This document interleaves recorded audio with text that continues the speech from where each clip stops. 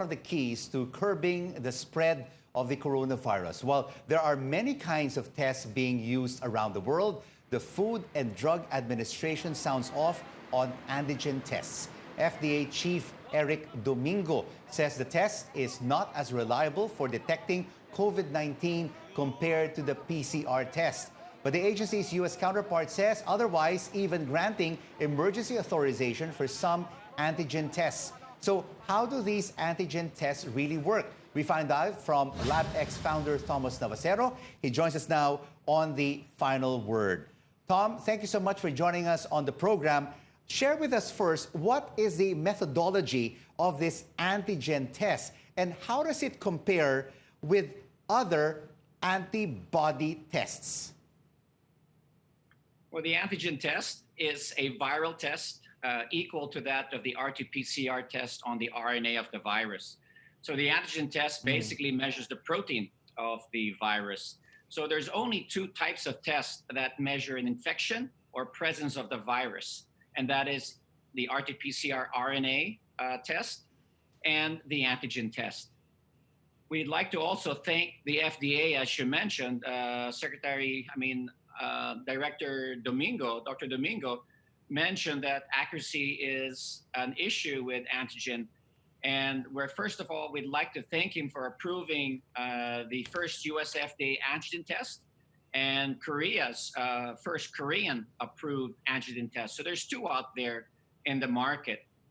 The Korean antigen test is at about 84% or the low 80s on sensitivity. And the US FDA approved antigen test is at 93.8%. Because, Tom, according to Eric Domingo, the World Health Organization found that the sensitivity of antigen tests varies only from 34 to 80%. Why is it only between 34 to 80% when the Centers for Disease Control and Prevention of the United States and the US FDA says it's over 90%? So who do we believe here? Well, I believe there's a lot of news out there and it's aged. In the early days of antigen testing, there has been low accuracy rates and sensitivity rates for all types of antigen tests. But in the last 4 to 6 months, technology and research has improved the sensitivity of antigen testing. And the 93.8% is probably the highest sensitivity in the world, and now being used by the US and now by Europe, have both approved the use of antigen testing as an equal to RT-PCR testing.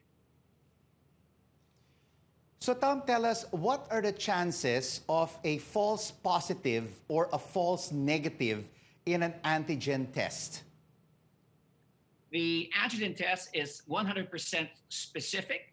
So there is 100% sure that if you're positive, you are positive. As for sensitivity, which measures the false negatives, basically at 93.8%, there is 6 potential false negatives out of every 100 tested. And the RT-PCR, Tom, is considered the gold standard. We've heard that from the Department of Health. What about the antigen test? Is it already accepted as a gold standard in other countries?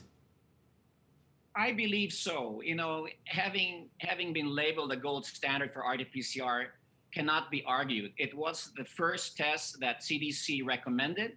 It is a genetics test. It's very sensitive and specific. But the new generation of tests coming out of the research labs, like Sophia 2's antigen test, has really shown sensitivity, high sensitivity and high specificity. And so I believe these antigen tests and these new generation tests will hopefully be the new next gold standard. And you mentioned in a previous interview in April that it is a game changer. So tell us, Tom, if an individual is negative or positive with an antigen test, do they still need a second opinion for the RT-PCR, or can the antigen test stand alone with its results?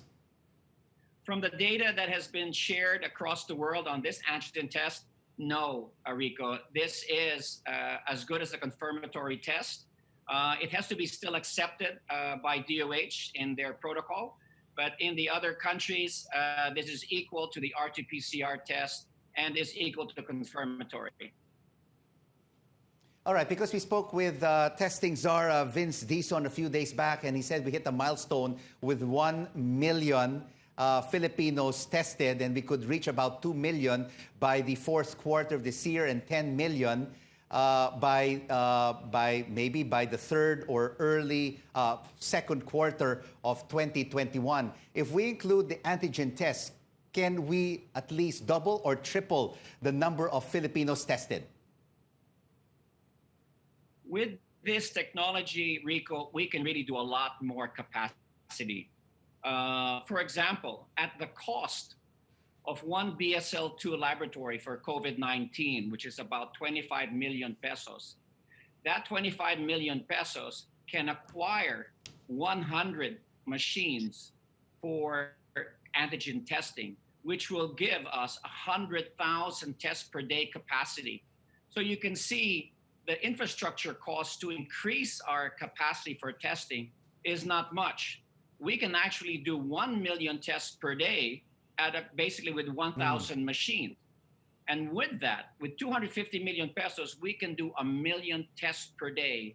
Imagine we can do 50 million Filipinos in just a 2-week ECQ. So capacity is, cheaper, lower infrastructure cost. And the key thing here, Rico, is speed, speed, and speed. When you take this antigen test, you do not wait 24, 48, or 5 days later. You get the results in 15 minutes. And that is why it's a game changer. Speed is important. And if you had a SONA, for example, and you had to protect the president from potential, not just weapons, the virus is a weapon. So we need to make sure that every person entering SONA is checked for the virus. And it only can be done through a type of test like the antigen test, a 15-minute test on the spot before you enter SONA. You are screened and protecting the president. Lab-X Founder Thomas Navasero, thank you so much for speaking to us on the reliability of the antigen test.